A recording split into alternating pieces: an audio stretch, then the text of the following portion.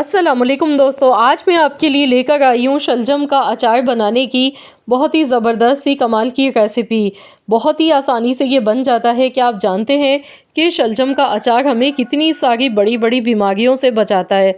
बहुत ही ज़्यादा फ़ायदेमंद चीज़ है ये, क्योंकि शलजम में कैल्शियम भर-भर के पाया जाता है। ये खून की कमी नहीं होने देता, हमारे जिस्म को तंदुरुस्त व तवाना बनाता है, नज़र की कमज़ोरी को भी दूर करता है और इसके अलावा ये कब्ज़ कुशा होता है। जिन लोगों को कब्ज़ की शिकायत होती है, उनके लिए भी बहुत ही फ़ायदेमंद चीज़ है। तो सबसे ज़्यादा जो इसका बड़ा फ़ायदा है ना, वो तो यही है कि हमारी हड्डियों को कैल्शियम पूरा मिलता है, जिसकी वजह से हमें कभी भी कमज़ोरी फ़ील नहीं होती है। इसके अलावा नज़र की कमज़ोरी के लिए भी ये बहुत ही ज़्यादा फ़ायदेमंद होता है। तो शलजम के अचार का जो इस्तेमाल है ना, यकीन जानिए, एक तो ये खाने में बहुत ही मज़े का बनता है, दिल चाहता है कि बस खाते ही चले जाएँ, इतना लाजवाब बनता है, सर्दियों की सौगात होता है ये। तो इस तरीके से आप भी इसे एक बार बना के आप इसे महीने भर रख के खा सकते हैं।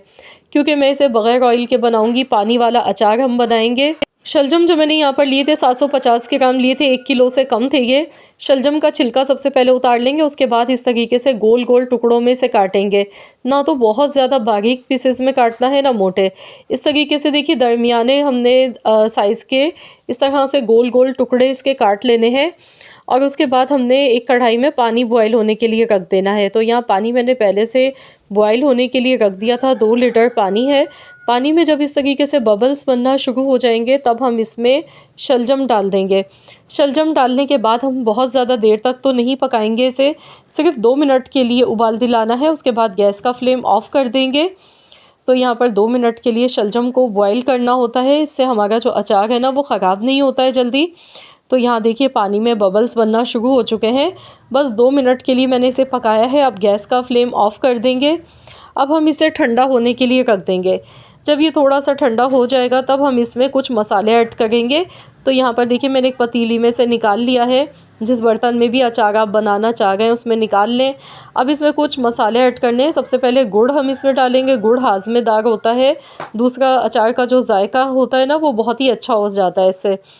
क्योंकि इस खट्टा मीठा सा जो फ्लेवर होता है ना, वो बड़ा ही मज़े का लगता है इसका पानी का। एक छोटे साइज़ का टुकड़ा मैंने इसमें साबुत ही डाला, आप चाहें तो पाउडर बना के भी ऐड कर सकते हैं। हस्बे ज़रूरत नमक डालेंगे। अभी एकदम से मैं बहुत ज़्यादा नमक नहीं डाल गई हूँ, अगर कम लगेगा तो बाद में मज़ीद और डाल लेंगे। काला नमक इसमें मैं डाल गई हूँ। ये हाज़मेदार होता है। ब्लैक सॉल्ट आधा चम्मच, और जो रेगुलर नमक होता है वो मैंने 1 चम्मच भर के इसमें डाला है। कुटी हुई लाल मिर्चें इसमें जाएंगी। हस्ब ज़रूरत आप डालें, जितना आपको तीखापन पसंद हो। 1 टेबल स्पून मैं इसमें कुटी हुई लाल मिर्चें डाल गई हूँ। और अब इसमें कुछ मसाले पीस के डालने हैं। थोड़ी सी हल्दी पाउडर भी इसमें डालेंगे। 1/4 चम्मच हल्दी का इसमें डालेंगे। अब इसमें एक मसाला पीस के डालना है। सबसे पहले मिक्सी का जार लेंगे, इसमें हम राई दाना डालेंगे। राई दाना जो है ना, इसमें जो खटास पैदा करेगा पानी में, वो इसी से आएगी, लेकिन फ़ौरन से ये पानी खट्टा नहीं होता है। 3 दिन लग जाते हैं। 3 दिन के बाद अचार जो होता है ना हमारा, इसका जो पानी होता है, वो जो खटास आती है ना, वो इसी से ही आती है। 3 चम्मच भर के राई दाना लेंगे, इसे पीस लेंगे। तो पहले राई दाना में पीस लेती हूँ। फिर उसके बाद एक चीज़ और इसमें मज़ीद ऐड करनी है। तो पहले हम राई दाना पीस लेते हैं। तो यहाँ देखिए मैंने राई दाना पीस लिया है। जब हम इसे पीसते हैं ना, तो ये अंदर से येलो कलर का निकलता है।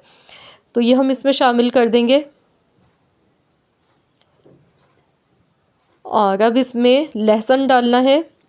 लहसुन भी बहुत ज़्यादा फ़ायदेमंद होता है। देसी लहसुन का इस्तेमाल करना है। तो यहाँ पर मैंने फ्रीज़ किया हुआ देसी लहसुन लिया है।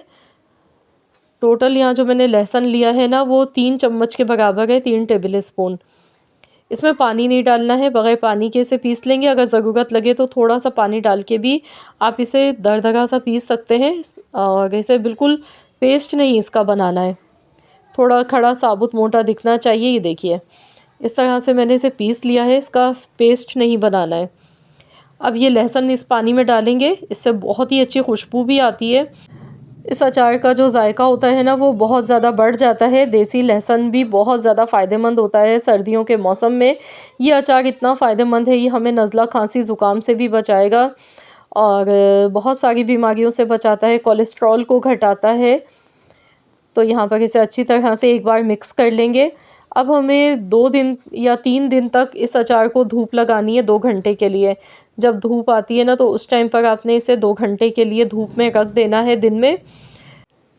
तो यहाँ पर देखिए इसे अच्छी तरह से मिक्स कर लिया। रोज़ाना एक बार आपने इसमें चम्मच चलाना है, इसे मिक्स कर लेना है।